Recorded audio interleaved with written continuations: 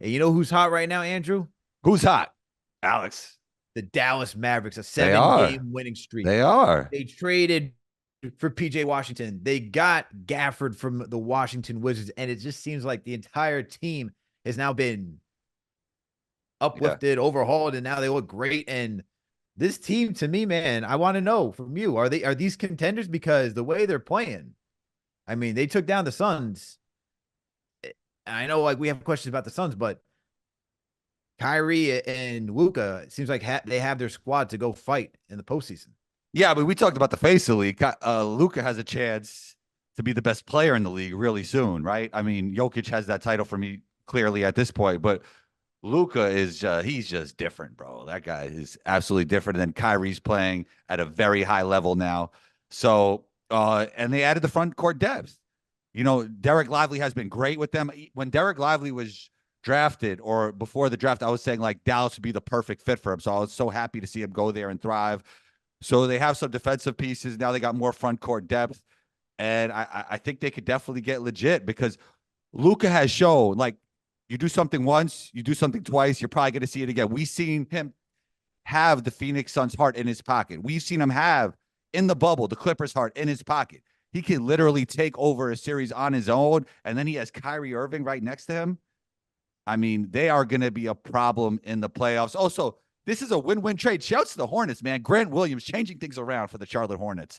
I think they got like 4 or 5 wins in a row. So win-win trade for both sides. Rubbing people the wrong way in that Dallas Mavericks locker room as I'm quoting.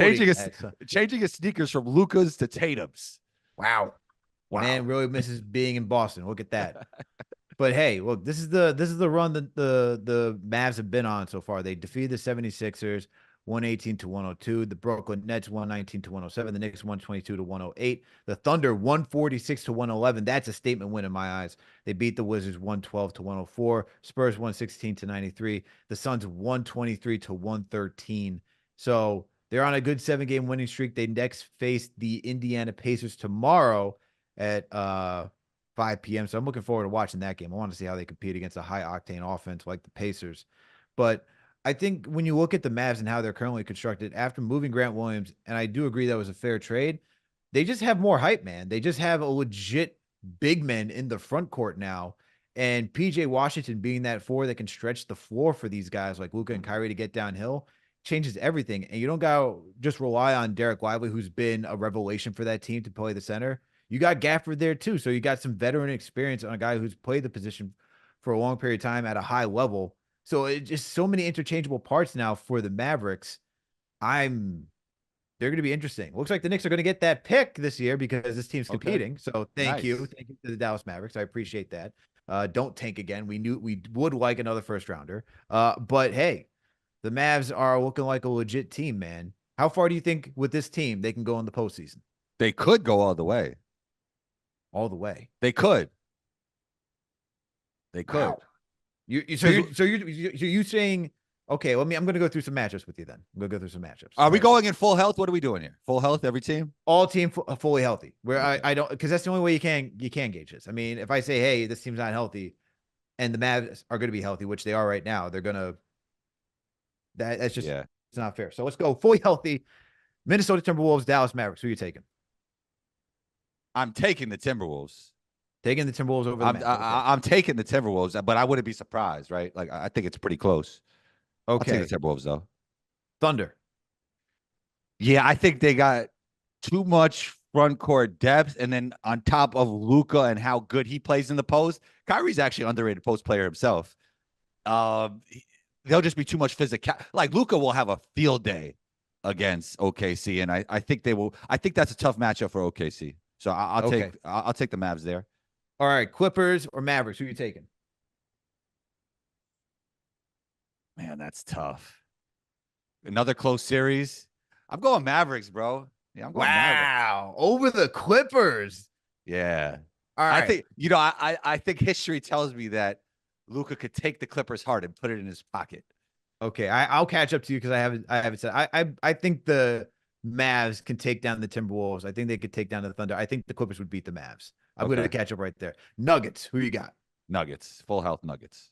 Yeah, I'm going to go with the Nuggets as well. Pelicans. Oh, they're beating the Pelicans. Okay. So those are the five teams in front of them. I agree they'll take down the Pelicans. I agree with you. The Nuggets would win that one. Where we differ is that uh I think the Mavs could take down the Timberwolves. I think even though with the Timberwolves defensive physicality, I think the Mavs have too much offense You think that they'll just break the game wide open, right? yeah, I think they Maybe. can break the Yeah. game. And Yeah. like I think that's just it's just for I'm pretty sure the Mavs actually without I think it was Kyrie's first game back against the Timberwolves.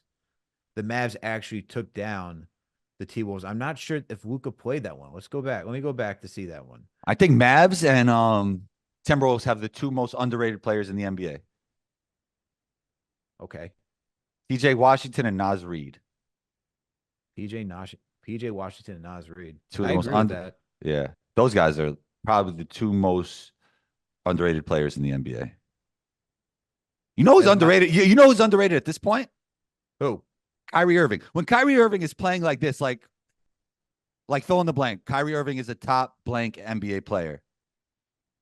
When he's playing like this, I mean, this is who top he's been. This is who top he's been. 15. He's definitely top 15. Yeah. Yeah. I agree. think I don't know to go through a top 10 list. Yeah, right now. we're not gonna go through it. It's funny because I think my guy Seth Parnell always says this. He's like, there's like 20 top 5 guys.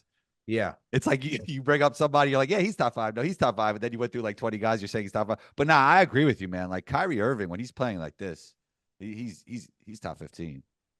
He's tough, man. He is tough to guard. And and if you really watch him, like everybody watches the highlights and all the finishes and the handle, he plays really simple for a lot of the game.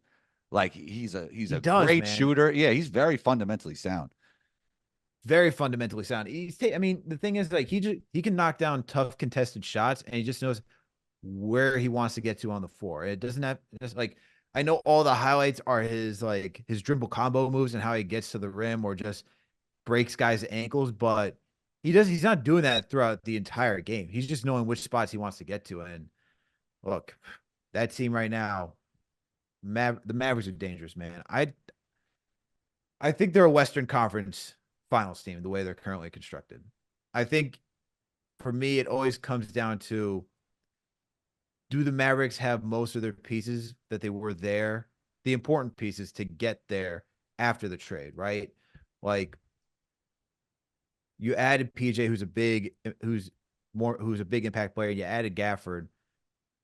I feel like that just to me is like an off season to get to the finals. They can get to the Western Conference Finals, but to me, it's kind of hard to see them being in the NBA Finals. I think they have a good enough roster now, right? After the trade deadline. I think they're missing some intangibles. Do they have a true leader? I don't know. As much as I like them, like who's the leader in that locker room? That's a good one. I think Kyrie is. I think Kyrie would be. Okay. Like I'm not in the locker room, so I don't know. But neither am I. But I feel like the way that Kyrie is perceived around the league, everyone likes him. Maybe he's grown from his time in Boston as being a leader, but I feel like that would be the leader in the locker room if I had to choose one. Okay. I mean, yeah, I think at this point, that's probably right. Yeah. And yeah, it was for Kyrie's first game back. From injury. Mavs played the Timberwolves. They won 115 to 108. And they did have Luka. Okay, so Luka was on the floor too. So not that regular season means anything, but I feel like offensively, both those guys had over 30 points, and they didn't have the front court depth at the time. So, well, we know they could coexist on the offensive side. For anybody who was skeptical about that, do you need how many basketballs do you need? All that talk. I mean, that has been answered already. Like that has been answered.